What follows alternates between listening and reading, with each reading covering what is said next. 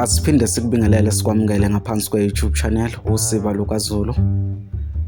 Asiphinde sikunxuse ukuthi usubscribe ngaphansi kwe-YouTube channel uma ungakazi usubscribe. Usho ukuphawula kwakho lapha kuma-comment uphinde ulike nevideo yethu namhlanje. Kumbukiso wethu sizophinda sikuthulele izimpawu zokuloba ezintathu. Sizobheka abacaphuni, 2 sibheke ukhefa nenqi, 3 sibheke icolon.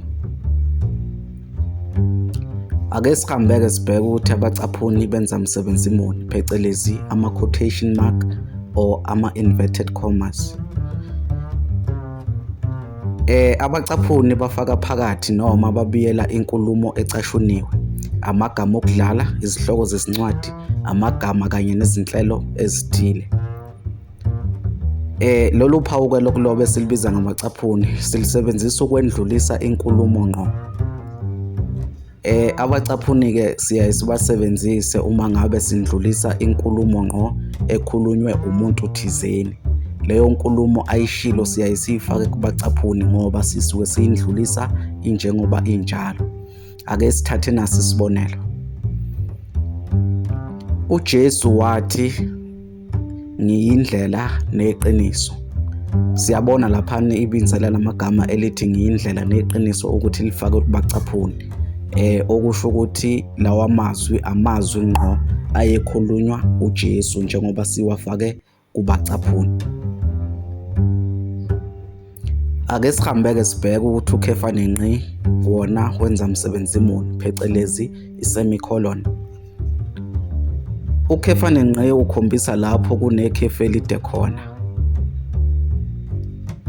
Lolu phawu-ke lokuloba lusebenza ukuhlukanisa imisho emibili ehlobene. Ukhefa nenqi-ke laphana-ke siyakwazi ukumsebenzisa uma ngabe sinemisho emibili esifuna ukuyihlanganisa ibe umusho wodwa, ikakhulukazi uma ngabe leyo misho yomibili iqukethe umqondo ofanayo. Siyakwazi ukusebenzisa i-semicolon ukuhlanganisa leyo misho emibili siyenze imisho eyodwa.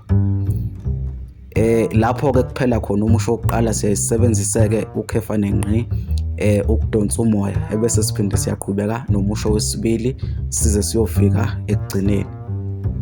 Ake sithathe-ke nasi isibonelo sibone ukuthi ukhefa nenqi wona usebenza kanjani. Ake sithathe umusho othi, uma ngiphasa umatikuletsheni ngizoyofuna isikole samazinga aphakeme, khefa nenqi. Impilo inzima kabi uma umuntu engafundile. Siyabona ukuthi lo musho besingakwazi ukuhlukanisa kube imisho emibili. Indima yokuqala kube indima ethi uma ngiphasa umatikuletsheni ngizoyofuna isikole samazinga aphakeme, ebese sisebenzisa unqi, ebese siphinde siqala ngosonhlamvukazi umusho wesibili othi impilo inzima kabi uma umuntu engafundile. Kodwa ngendlela yokuba sisebenzise ukhefa nenqi usihlanganisele leya misho yomibili kwaba umusho wodwa. Lapha la sisebenzise khona ukhefa nenqi sibe sesithatha ikhefu elide ukubonisa ukuthi sesoqala indima yesibili le ethi impilo inzima kabi uma umuntu engafundile. Ake sihambeke sibheke ukuthi icolon yona yenza umsebenzi muni. Lolu phawu-ke lokuloba solusebenzisa ukwethula uhlu lwezinto. Icolon-ke siyaye siyisebenzise uma ngabe sizothula uhlu lwezinto ezilandelanayo. Siyayisebenzisa icolon. Icolon-ke futhi ingasebenza esikhundleni segama unjengokuthi, njenge, noma kanje.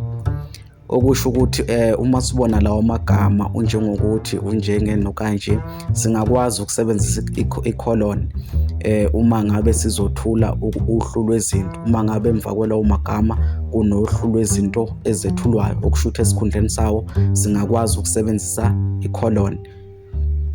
Ake sithathe isibonelo-ke sizobona ukuthi icolon isebenza kanjani.